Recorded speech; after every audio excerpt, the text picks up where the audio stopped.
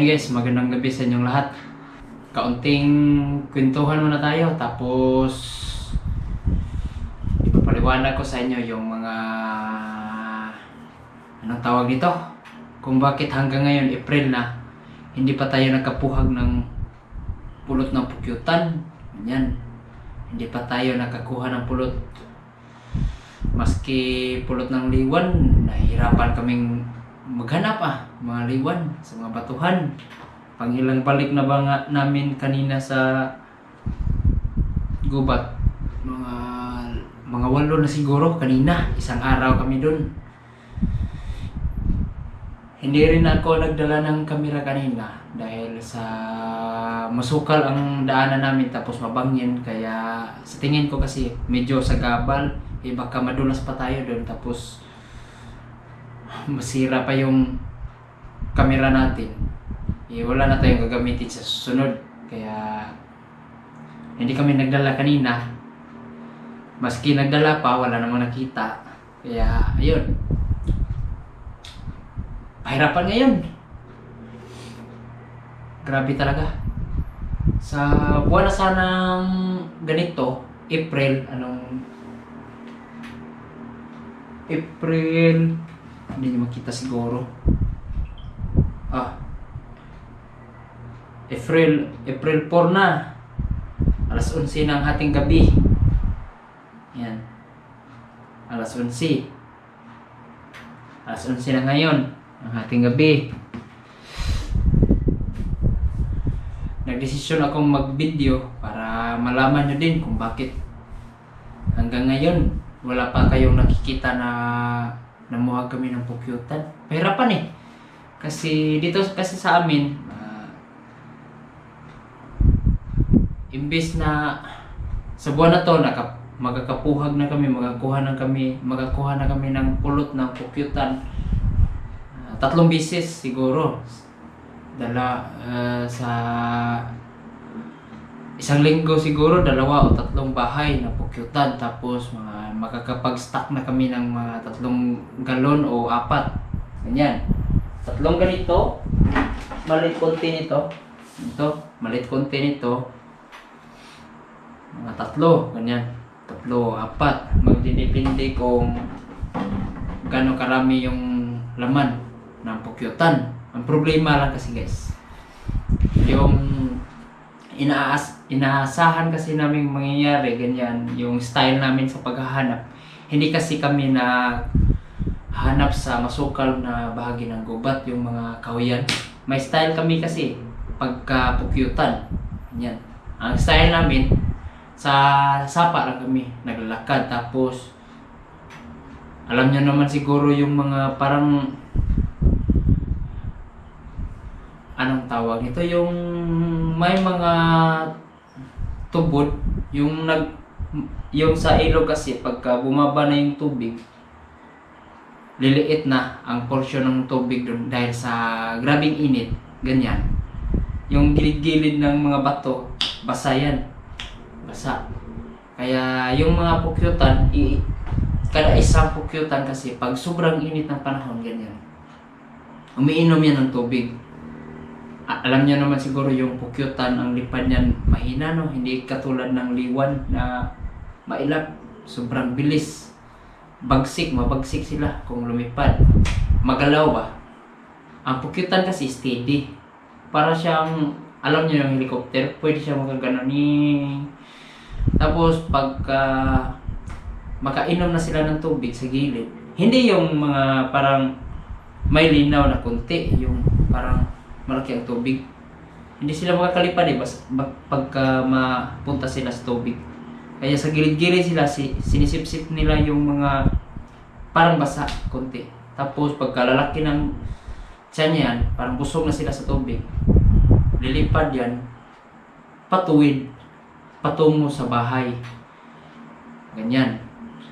Makikita niya rin yan guys sa ibang bansa, ganyan din ang style nila, way nila kung paano hinahanap yung mga pukyutan, honeybees, ganyan. Ganyan din sila, sa sapa sila, ganyan, ilog, sapa, tapos may dala silang telescope, gano'n. Galing dyan, may isa. tinitingnan. Tapos sa unahan, may isa din kasama na nandyan na. Pagka gano'n na siya ng telescope. Hanggang matunto nila, hanggang kung saan patungo yung pukyutan, doon nila hahanapin. Ganyan din kami.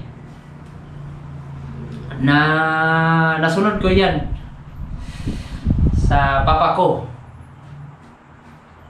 Ganyan kasi siya noon maghanap ng pukyutan eh. Pero ibang mga tao, ibang namumuhag, hindi sila naniniwala. Pinagtatawanan nila kami kung bakit nasa ilog lang kami, sa sapa, ganyan. Kasi sila binabakla ng tinatahak nila yung kada gilid-gilid ng bundok.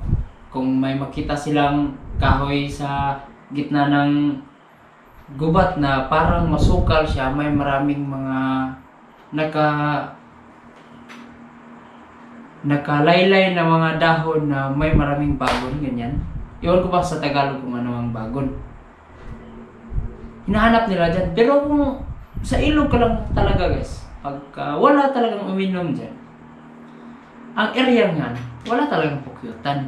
Ganyan. Pero sa panahon ngayon kasi, pangit dito sa amin. Iwan ko pa sa ibang lugar, basta dito sa amin, sa Bisaya, sa Cebu, usually sa Cebu, dito sa amin. Init na 3 araw, masaya na kami. Ganyan. Yay! Ganito, pag-abot ng ngayong linggo, iinom na talaga itong mga pukyutan dahil meron ng mga liwan na umiinom. Mas mauna kasi yung mga liwan eh. Pero mahirap lang hanapin dahil sa magalaw lumipad. Yay, ganito. Natingnan namin, pumunta kami doon, Miyerkules. Diyan, permanente lang tong init, 3 araw na, permanente na tong init. Ngayong linggo, pagdating ng linggo, ganyan. Iinom na tong mga pukyutan, madali na natin itong mahanap. Pwede na magdala tayo ng mga gamit para sa pamuhag, ganyan, baldi, plastic. Pero ang problema, init. Alam mo yung sobrang sakit ng init. Abot na siguro ng 36 o 37 Celsius, ganyan. Sobrang init talaga. Pagkaabot ng gabi, biglang buhos ng lakas ng ulan. Ganyan. Hanggang sa madaling araw, ulan, pabalik-balik, mawala, may hangin. Tapos mawala, ulan. Kinabukasan init. Straight na, 4 na gabi. April na, malapit na magsimana Santa. 14 to 15 yung Holy Week. Sa susunod na linggo, lana, imbis na magkakastak na kami ngayon ng may sinusundan kasi kaming pizza. March 22, mag-testing kami ng isang bahay ng pukyutan. Ganyan. Isang bahay ng pukyutan, tapos kasama ko si Papa, ni Pedro, ganyan. Nung una si Do, pero ngayon hindi pa nakabalik. Sabi niya na ngayong Mayo, maabutan pa niya kami sa pamuhag ng pukyutan. Si Jano, parang hindi pa sanay, pero dadalhin ko siya kapag kita kami ng pukyutan, tapos mamuhag kami ni Papa. Pero kadalasan ko talagang kasama guys sa pamumuhag si Papa at saka ni Pedro. Minsan may pumupunta dito sa amin na may papuhag sila na may ipapaakyat. Ganyan. Ako yung taga-responde, ako yung taga-rescue sa mga namumuhag dito sa amin na hindi kaya ang mga kahoy na matataas. Ako yun. Yan. Iwan ko ba kung makakakuha tayo ng pulot ng pukyutan, makakapabinta kami sa inyo sa taon na to. Usually kasi 2019 ang kuha namin. 2019 guys, ang kuha namin 22 gallons. Yung alam nyo yung na lalagyan ng ketchup, yung puti, pula, ganyan. 22 na ganun, 22 na galon. Kuha namin 2019, tapos hanggang 2020 lockdown, 5 galon na lang, ganyan. Nagsimula na akong nag-vlog. Wala pa sa plano ko noon eh. 2019, nagsimula ako. July na. July 2. Ewan ko ba? July 2 o katapusan ng July. Ganyan. Nalimutan ko. Yan. Hanggang sa wala. Magtatlong taon na. Ngayong Mayo, wala kaming kuha talagang marami. Usually kasi noon, pagka grabe talagang marami talagang pulot yung mga pukyutan pagka makatesting kami ng isa. Tapos marami. Kuntinya na kami dyan. Sa loob ng mahigit 2 buwan guys. Wala akong ibang trabaho. Iiwan ko yung mga trabaho ko sa yung habal-habal. Iiwan ko yun para dun sa gubat maghanap ng pukyutan, ganyan. Dahil pagka makakita ka ng isang bahay, tapos kasama ko nun, si Papa, tapos ni Pedro, ganyan. Tiba-tiba kami. Tiba-tiba talaga kami. Isang lapad ng Tuanduay, ganyan, isang lapad yung maliit. 300 ang binta namin nun. Hanggang ngayon, pero iwan ko ba kung ngayon magkakakuha kami, hindi, sabi ni Papa, hindi na daw siya magbibinta ng 300 pesos per isang lapad. Yan dahil medyo mahirap. At tapos guys, isa pa sa nagpapahirap sa paghanap namin ng pukyutan. Yung dumating ang Bagyong Odette. Yun, ang gubat kasi, 1/4 na lang. Mga, ewan ko ba, 20% na lang siguro sa kabuuan. 800 plus na hektarya yan sa gubat. Mga 20% na lang siguro ang hindi kumbaga, hindi natamaan ng bagyo. Lalo, kanina, may dinaanan namin, pinuntahan namin yung area na hindi natamaan ng bagyo. Yan, pero wala kami nakita. Tapos bumaba kami sa sapa para kumain. Tapos balik agad. Hirap talaga. Tapos nakaabot na kami dito. Alas 4 na ng hapon. Ganyan. Pahirapan talaga. Ayan.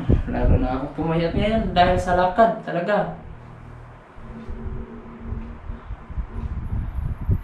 Yan pa yung nagpapahirap nung dumating ang Bagyong Odette. Dahil usually kasi kapag noon, pag tingin ko sa itas ng puno, tapos may mga maraming laylay na dahon ng bagong nila. Nandyan lang sila sa ilalim. Pero ngayon, pahirapan dahil may mga kahoy na tumba, tapos buhay, tapos nasabit sa ibang puno na nakatayo. Hindi natin alam kung ang ilalim niyan may kumakapit na mga pukyutan. Kumbaga, dyan sila namahay na dahil hindi tamaan ng init dahil buhay pa yung kahoy. Hindi natin alam. Pero hindi sila dumadapo sa mga patay na kahoy. Unlike sa ibang bansa na inaalagaan nila sa lupain nila tapos walang mga malalaking kahoy. Dito kasi dumadapo lang yung pukyutan sa mga matitibay na kahoy. Piling-pili nila. Sabi ng pukyutan, siguro kung makakapagsalita lang pukyutan, dito tayo matibay to. Garantisado yan na. Hirap talaga ngayon pero malay nyo, makakapag-start tayo, ganyan, pero hindi lahat ng nag-comment guys na mabibigyan natin kung makakuha man tayo. Antay-antay lang, baka kung wala sa taon na to, baka sa susunod na taon. Dahil pagka may stock kasi kami ng pulot dito, mauuna talagang makakabili yung taga rito sa amin. Dahil taon-taon talaga sila pumupunta dito Ganyan, taon. Uy, may pulot ka na, ganyan. Uy, nanak, pulot. Nanak, dugos, ganyan. Tapos sabi, uy, nakapuhag mo nakakuha kayo ng pulot. Bintahan niyo naman ako Sabi ko anong gagamitan mo? Para vitamins ng bata. Wag, pulot ng liwan yun Binibinta ko lang yun pagka gagamitan ng bumili guys. Para manok, ganyan, para baboy. Ibibenta ko yung pulot ng liwan. Pero kapag sa para bata kasi, vitamins ng tao, hindi ko binibenta. Ang binibenta namin pagka tao ang gagamit, tao ang iinom, ganyan. In short, tao ang iinom. Yung pukyutan. Dahil mas grabe ang vitamins nun. Ganyan. So, ano pa ba? Sana pagbigyan naman ako. Hindi talaga parang kakapusin na tayo sa panahon nito. Baka wala namang mataas na init, ganyan. Hindi daw tayo, tsugi. Walang kuhang pulot ng pukyutan. Namiss ko yung lasa ng pukyutan, lasa ng pulot nila. Tapos ang amoy, grabe ang amoy, ang bango. Wala sa kalahati ang bango ng pulot ng liwan. Mabango ang pulot ng liwan pero malayo lang yan sa pulot ng pukyutan. Nandito pa. Hindi ko pa pinigay yung pulot ng liwan. Pakita ko sa inyo.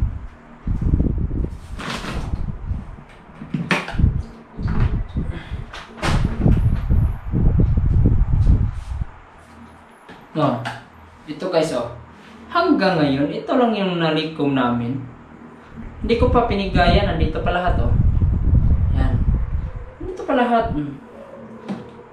Hindi ko pa pipigain ito. Gusto ko kasing punuin muna to. Pero pulot ng liwan, hindi ko ihahalo dito yung pulot ng pukyutan. Iba kasi, malalaman ng bibili kung may halong ibang pulot. Yan. Ito. Hindi ko pa gagalawin to. Ganito lang muna to. Tinakpan naman to guys So ano pa ba? Anong magagawa natin ito guys? Anong magagawa natin sa ibang video? Anong pwede naming i-upload? Focus tayo sa kung anong makukuha sa lawa. Hanggang sa hindi pa tayo makakita ng pukyutan. Natapos na tayo sa Scargot, bago lang. Sa lawa, hindi pa kami nakabalik sa pangingitang. Patok ba? Dahil hinintay namin yung tubig na bababa. Ganyan. Tapos, nakalimutan ko lang yung ubihan ko dun. Hindi ko pa napuntahan. Ano na nga bang nangyari dun? Binagyo yun. Patay lahat yung mga baging ng ubi. Tumubo ulit yun ngayon. Dahil may mga malalakas na buhos ng ulan. Tapos, pahirapan din sa lawa guys dahil sa yung mga pain. Mahirap. Pangit ng mga pain. Hindi namin gusto yung mga bulating mga pula. Yung madaling maputol. Hindi namin gusto. May special na pain kasi kami doon na doon lang sa lawa din makukuha. Bulate siya pero maiksi. Ganito lang. Kalalaki. Kalahating yan ito, kumingking. Nito. Tapos ganito lang katataas. Yan yung kinukuha namin dahil noong una marami yan doon. Yung mga bulating yun, maitim. Tapos pag parang makapal ang balat, sobrang tibay, mahirap putulin, yung maliliit na tilapia tapos maliliit na puyo, dalag, hindi makakaputol. Hanggang sa maabutan, madaanan talaga ng mga malalaking tilapia, ganyan. Madaanan. Agawin kaya minsan pagka yung palutang nakapundo lang tapos biglang takbo hanggang sa madala yung tangsi tapos hihilain na yung bagakay namin, yung gamit namin, matataas yun. Yun. Kaya nga hindi na kami nakabalik sa pamimingwit Nakabalik kami nung una pero ang liit ng huli kaya lumiskarte kami sa dala. Ano pa ba? Yan namang dalag. Itong dalag guys, mahirap kunin to pagka yung tubig sobrang baba, sobrang liit na. Nandun na sa ilalim, parang kawa, simentado yun eh. Yung ilalim. Yung makikita nyo doon na nakaraang video ko noon na yung sobrang liit na ng tubig. Mga 100 cubic na lang, ganyan, 100 cubic. Hindi na yun kakain ng mga pamain dahil sobrang daming tilapia. Tapos hindi na sila pumupunta sa gilid dahil nakadepende na lang, nakabase na lang sila sa yung dumadaan sa kanila sa ilalim. Yan, lubog lang sila nasa putikan. Yan. Sobrang dawi naman pagka sobrang laki ng tubig, puno talaga yung lawa, ganyan. Grabe ang dawian. Lalo na kapag yung mga dalag bagong anak, may mga bagong anak sila. Yung mga similya nilang grabe. 100 siguro. 500 to 600 na mga similya nila, yung mga orange ang kulay, ganyan. Pagka meron yan, yung marami talagang similya ng dalag. Iwan ko ba kung snakehead, sabi nila hindi daw snakehead, mud fish daw. Iwan ko ba kung anong kaibahan ng snakehead sa dalag. Ang pagkakaalam ko kasi, ang snakehead, pagka-search sa Google, snakehead, dalawang klase. Tuman, ang isa, yung aabot ng 12 kilo. Tuman, ang laki nun. Tapos, snakehead or mudfish, yung dalag, native. Sa mga palayan yan. Native. Fish pan, pero hindi yan sa yung nag-aalaga ng mga tilapia, walang mga dalag na inalagaan. Tatalon kasi, pagkalakas ng ulan, tapos magpuno yung fish pan, tatalon sa kabila, ganyan. Tapos hanggang aabot sa ilog, sa pa. So, yun, grabe talaga dawi guys. Ang dawian talaga, ang kaibahan talaga sa walang similya at meron. Yung walang similya talaga ang lugar na yan. Yung makachimpo ka ng lugar na walang mga similya, sa tingin mo na walang mga similyang nagalangoy, nagpaibabaw, yan. Paswertihan na lang kung dyan banda pumasok yung maraming dalag. Baka nandyan pumunta yung maraming maliliit na tilapia, kaya papasok sila doon. Unlike sa mga ganyan na kahoyan, ayun, ang daming similya, dyan tayo maglagay. Yan. 60-40. Yan. 60-40 yung tansya. Paswertihan. 60% na makakahuli tayo rito. Paglagay na natin 40% kung lalayo yung mga similya. Dahil yung similya kasi nasa ilalim yung kanilang ina, ama, ganyan. Yung pares na dalag, tigda-dalawa kasi. Ganyan. Nasa ilalim, minsan nauna, ganyan. Natesting na namin yan eh. Hinagisa namin ng fishing rod na may pain. Bulate. Hindi pa pumunta sa gilid yung anong tawag nito, similya. Nakuha yung ina, tapos sobrang galaw ng tali ng fishing rod na nakahuli ng dalag. Yung similya naman habol sa nakuhang dalag. Ibig sabihin ina nila yun. Kaya sobrang dawi pagka may similya yung dalag. Ayun. Baba. So ito. Last na ikikwento ko sa inyo guys. Na ayun, malapit na tayong mag 100,000. Yan. Ilan na lang ba? Mga 7,000 na lang siguro. O 7,000. Dahil kung ano 92,900 na yung subscriber natin ngayon 900 92,900 plus na subscriber na ako. Kayo yung bumubuo dito. Kayo yung bumubuo ng Ragusa TV. Kung baga ako lang yung taga-upload. Ganun ba? Paano ba? Ako lang yung host. Ako yung host. Ganyan. Kayo yung pundasyon. Ayan, malapit na tayo mag 100,000. Natagalan ng talaga, natagalan lang talaga guys dahil sa pag-clean up ni YouTube sa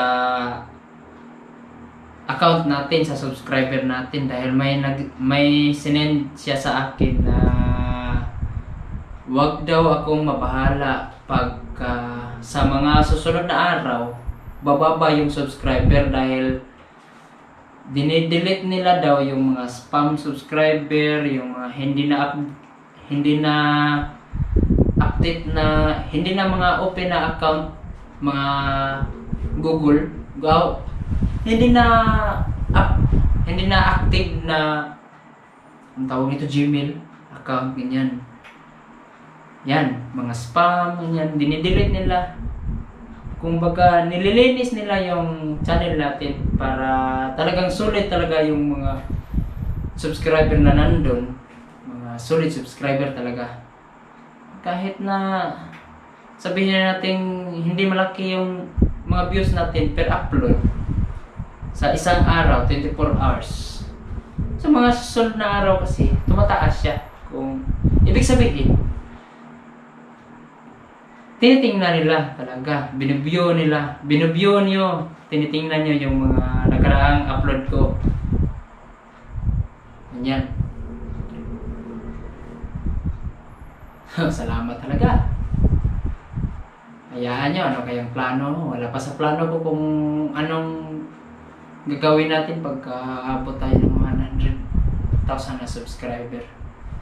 Hindi pa rin kasi kami kompleto Papalit-palit lang kami ni Jano sa paghawak ng camera. Tapos hindi pa kami expert dito. Si Do kasi ang expert sa paghawak ng camera. So, ayan guys. Na-explain ko na siguro sa inyo lahat. Sa mga sa pulot ng liwan, pukyutan, ano pa ba? Lawa, kung bakit gano'n, ganyan. So, ayan. Hayaan nyo, pagka kumpleto tayo, nandyan si Jano, nandyan si Do. Ano ba?